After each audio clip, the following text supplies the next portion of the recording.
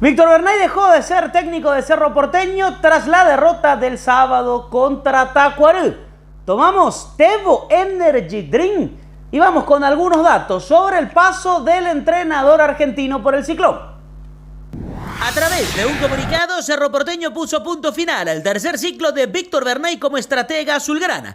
El primero de ellos fue en el 2019. Llegó en reemplazo de Miguel Russo y completó el año sin ganar el Clausura. Bernay volvió como entrenador principal para el Clausura 2023 con 2 periodos. Tuvo 100% de efectividad en las fechas 2 y 3 al derrotar a Sportivo Emiliano y a General Caballero de Juan León Mallorquín. Se lo confirmó a Diego Gavilán y sus malos resultados ubicaron nuevamente a Bernay como responsable del plantel de primera.